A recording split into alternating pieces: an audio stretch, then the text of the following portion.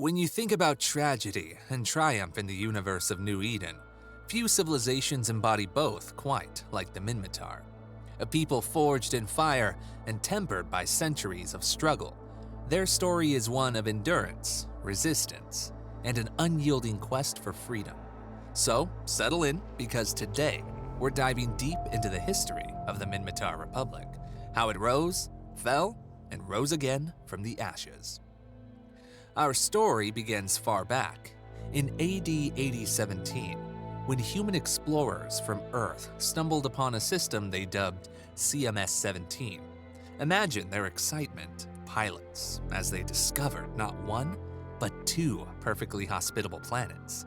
The fourth planet, Matar, required no terraforming, a colonist's dream. As settlers flocked to this new paradise, they built flourishing societies, confident their future was secure. But when the Eve Gate collapsed, humanity's golden age crumbled, and isolation threw these colonists into turmoil. Yet, remarkably, the people on Matar persisted.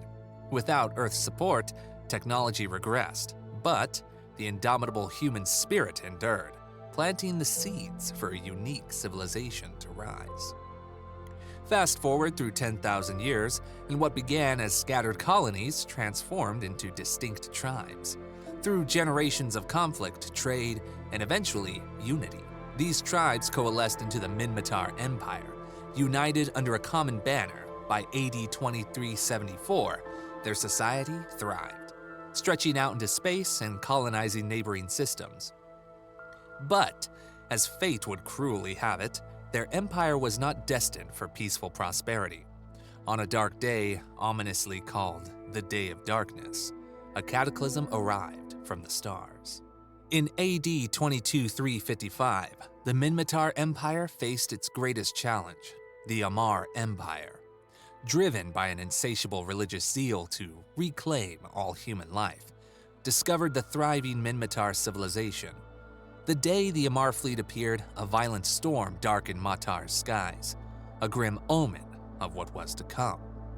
Massive slaver ships, escorted by formidable war vessels, swept into orbit. In a brutal display of power, they obliterated Minmatar's defenses, destroyed their orbital infrastructure, and enslaved millions. It was more than conquest. It was the near-total annihilation of a way of life. That day, the Amarr crushed the Minmatar Empire and reduced a proud people to chains. For over 700 agonizing years, Minmatar endured brutal occupation. Families were shattered, tribes scattered, and countless millions were shipped across the vastness of space to serve as slaves throughout the Amarr Empire. Uprisings were common, but brutally suppressed. None more savagely than the rebellion of the Stark Manor tribe, who paid dearly with near-total extinction. Yet, from this darkness emerged a resilient and unyielding spirit, waiting for the right moment to rise again. The moment came in AD 23216, triggered by the Amarr's catastrophic defeat at the hands of a mysterious Jove empire. Seeing their overlords weakened, Minmatar freedom fighters seized the opportunity. Across their occupied worlds, Minmatar rose up in rebellion, driving the shocked and demoralized Amarr forces from their lands. This event, known as the Great Rebellion, became legendary, a testament to the Minmatar's strength, unity, and fierce independence. Within mere days, centuries of subjugation ended, and the Minmatar stood victorious and free. With newfound liberty came the daunting task of nation building. Supported by the Galente Federation, the Minmatar initially adopted democratic ideals, establishing the Minmatar Republic. But, true to their nature, the Minmatar quickly realized they needed a system reflecting their tribal traditions. The Republic evolved from a Galente-inspired democracy into a more authentic tribal republic, a return to ancestral values. Today, the Minmatar Republic stands as a unique political entity, fiercely proud of its heritage and unrelenting in its mission to reclaim enslaved kin still suffering under the Amarr oppression. At its core, Minmatar society revolves around its 7 distinct tribes: the Sebestor, Brutor, Crusoal, Verokir, Nefantar, Thukar, and Stark Manor. Each tribe is a vibrant tapestry of customs, talents, and values, shaped profoundly by their history.